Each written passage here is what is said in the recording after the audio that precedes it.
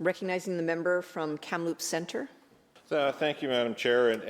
Well, a lot to unpack there on a bill that had almost nothing to do with most of what the speech was. And I say that because Bill 3 certainly. Sorry, did you want to be the designated speaker? I know you're trying to kill the clock, Minister. You could. Okay, perfect. You wanted us to speak just a minute ago.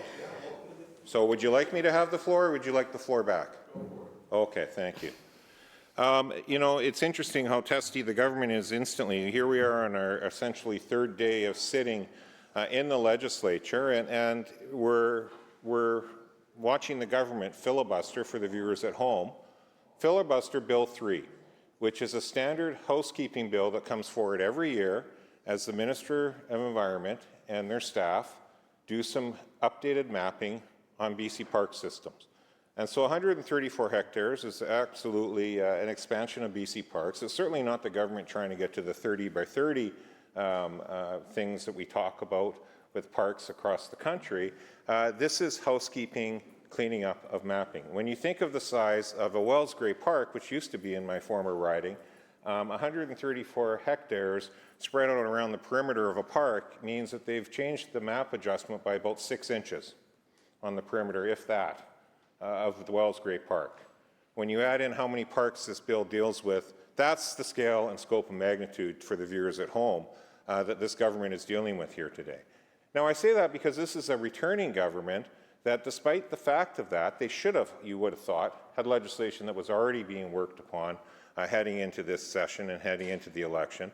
And even if they didn't, it's been 3 months, over 3 months, since Cabinet was sworn in. Yet the best this government has for us to work on in the middle of a threat of a tariff war, despite all of the rhetoric about how hard they're working and fast action they're taking, and how they need this legislative session to take that action, is to filibuster Bill 3, which in a normal session, if this was mixed in with other consequential, more consequential legislation, would have had the minister and the critics speak, and we would have moved on. And then it would have gone to committee stage, and it would have had about an hour's worth of questions, if that, and it would be passed. We've now pushing 2 hours just on the filibuster, and my understanding is the government intends to drag this out through the end of the day because they have nothing else to work on, quite literally. We don't have the legislation that has been promised 2.5 months ago by the Minister of Energy around the energy regulator to speed up the environmental assessment process around wind farms, which is now tied in somehow to the tariff war and how we're going to accelerate projects. In fact, those 9 projects are half of the projects this government is talking about speeding up and accelerating. It's not even on the schedule for this week. So unless the minister will have it appear on by Thursday, we won't be working on that this week. Yet the government repeatedly tells us how fast they are moving on things. So I just want to make sure that the public at home understands when you don't hear the opposition speaking to Bill 3 and why we didn't speak with any number of members on Bill 2, because these are housekeeping bills. I'm frankly surprised the miscellaneous stats bill hasn't come forward, where it's literally a series of punctuation and grammar and cleaning up language on a wide variety of pieces of legislation, which also happens on a regular basis regardless of who is in government. So is it important, the stuff in Bill 3 around parks? Absolutely. Is it important around recognizing Indigenous names around BC parks? Absolutely. Has nothing to do with wildfires that the Minister of Forests just talked about for 20 of his 30 minutes. If Bill 3 was that consequential, surely the minister would have talked for the full 30 minutes about every clause in Bill 3. But it's only a few clauses long, it's only a couple of pages long, and it's GIS mapping, modernization. It happens every single year. The members in this place that have been here for a while know that.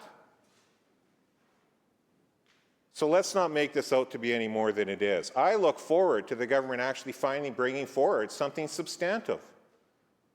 I hope the Minister of Energy brings forward something as substantive as the energy regulator with enough time so that we can properly debate it and not have the government actually force closure on it till we know the full ramifications of it.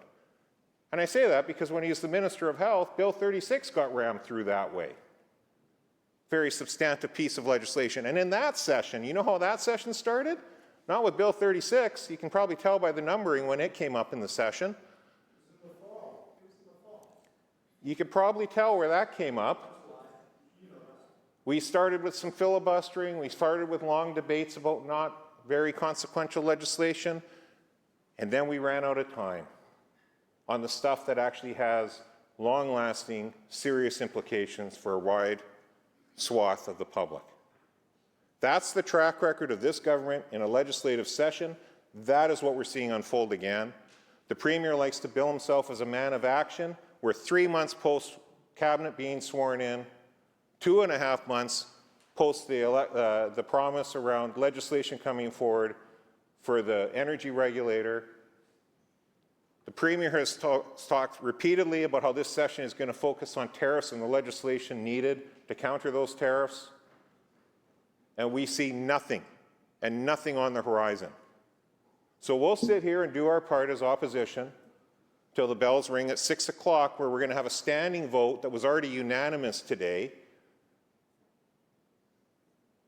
about tariffs and taking action, but we won't actually debate any legislation that has any actual effect about tariffs in this place, because the government doesn't have any of it ready and they're not bringing it forward. The good news for the government, though, is the 6 o'clock bells ringing is a convenient way to burn an extra half an hour off the clock, so it's one less person they have to put up to speak to Bill 3.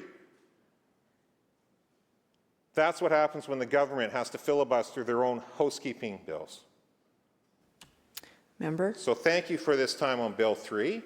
Member, just remind members that second reading is an opportunity to debate the bills, general principles and objectives, and that being Bill 3, Protected Areas of British Columbia Amendment Act 2025, and members should ensure they remain relevant in their debate. Thank you. Thank you. I will certainly do that, Madam Chair.